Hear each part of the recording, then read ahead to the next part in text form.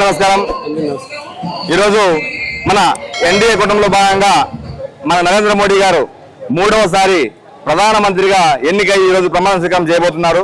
ఈ సందర్భంగా దేశ ప్రజలందరికీ కూడా జనసేన పార్టీ తరపు నుంచి ధన్యవాదాలు తెలియజేస్తున్నాము, కృతజ్ఞతలు తెలియజేస్తున్న ప్రతి ఒక్కరికి కూడా.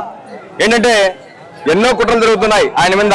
ఆయన అనుకుంటున్నారేమో నరేంద్ర మోడీ గారికి మిత్రపక్షాలు తక్కువ, శత్రుపక్షాలు ఎక్కువయ్యాయి.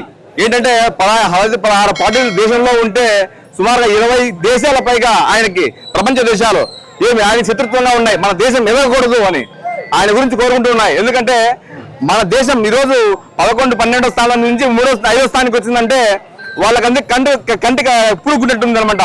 అమెరికానే కానీ ఈరోజు వాళ్ళకేంటి ఎదగకూడదు, దేశం అనేది ఎప్పుడు కిందే ఉండాలా, మన కింద పని చేయాలి కానీ ఎదగకూడదు అనే ఆలోచనలో ఉన్నాయి. ఇదే చైనా కావచ్చు, పాకిస్తాన్ కావచ్చు. ఇదే మన కాంగ్రెస్ వారు ఏం చెప్పారు, మాకి పాకిస్తాన్ అనేది శత్రు దేశం కాదు, మీకు కావచ్చేం కాదు, మాకు కాదు అని చెప్పారు. అంటే వాళ్ళ ఉద్దేశం ఏంటి, దేశానికి శత్రు దేశమైన పాకిస్తాన్ కూడా వాళ్ళకి మిత్రపక్షం అయింది.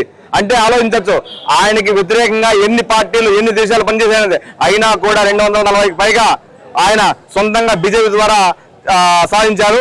ఈ కూటమిలో భాగంగా 290 పైన సాధించి ఈరోజు పార్టీని ఏర్పాటు చేసి ఆయన మూడవసారి ప్రధానమంత్రిగా ప్రమాణ స్వీకారం చేయబోతున్నారు. ఇది చాలా శుభపరిణామం. ఈరోజు నిజంగా ఇంకొద్ది ఎక్కువ స్థానాలు వచ్చింటే మరి ఎలా ఉండేది. ఈరోజు మనం చూడొచ్చు, మన ఫేస్బుక్ లో కానీ యూట్యూబ్ లో కానీ ఎవరు మీ అనుమతి లేకుండా కూడా మీకు ఫ్రెండ్ లిస్ట్ లేని వ్యక్తులు కూడా ఈరోజు మీకు మెసేజ్లో వస్తుంటాయి. చూడగానే ఏందో వ్యతిరేకంగా మోడీ గారికి వ్యతిరేకంగా కానీ హిందుత్వానికి వ్యతిరేకంగా పెట్టే వాళ్ళు చాలా మంది వస్తుంటారు. వాళ్ళు ఎందుకు వస్తున్నారు, ఎందుకు హైలైట్ అవుతుందో తెలుసా, కొన్ని లక్షల కోట్లు ఖర్చు పెట్టి మీకు ప్రమోషన్ చేసి ముందు పెడుతున్నారు. అలాంటి వాళ్ళందరినీ ఎదిరించి కూడా ఈరోజు ఆయన 240 స్థానాలు గెలిచారంటే ఆయన గొప్పతనం ఇది.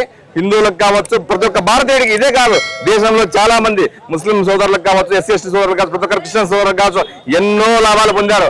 ఈ రోజు మన దేశం ఎదిగితే ఖచ్చితంగా అందులో భాగస్వాములు అయ్యే ప్రతి ఒక్కరు కూడా ప్రతి వర్గం నుంచి కూడా ఉంటారు. ఈ సందర్భంగా మా నాయకుడు శ్రీ పవన్ కళ్యాణ్ గారు ఈ సందర్భంగా ఆయన్ని కొనియాడుతూ ఏం చెప్పారు, ఇటువంటి నాయకుడు ఉంటే మనకి మన దేశం ఎప్పుడు కూడా ఏ దేశం ముందు కూడా పాకిస్తాన్ కానీ, చైనా కానీ, అమెరికా కానీ, కెనడా కానీ, ఏ దేశమైనా కానీ వాళ్ళ ముందు మోకరిల్లదు. మన దేశం అనేది మన దేశం, మన ప్రభుత్వం ప్రతి ఒక్కటి కూడా గర్వంగా ముందుకు పోతుంది. ఎటువంటి సందర్భం కానీ ఏంటి వార్లు యుద్ధాలు జరుగుతున్నా కూడా నిలకడగా నిలబడింది మన దేశం అనేది.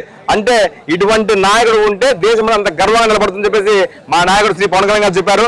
అదే విధంగా నరేంద్ర మోడీ గారు కూడా ఇది పవన్ కళ్యాణ్ పవన్ అంటే ఒక గాలి కాదు, ఆయన ఒక తుఫాన్ అని చెప్పేసి ఆయన నోటి ద్వారా దేశంలో ఉన్న నాయకులు అందరి ముందర ఆయన చెప్పాడు.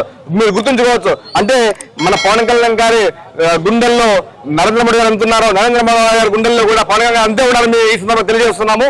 ఈ సందర్భంగా ప్రతి ఒక్కరు కూడా ధన్యవాదాలు, కృతజ్ఞతలు తెలియజేస్తూ సెలవు తీసుకుంటున్నాము. జై జనసేన, జై జనసేన, జై బీజేపీ, జై టీడీపీ.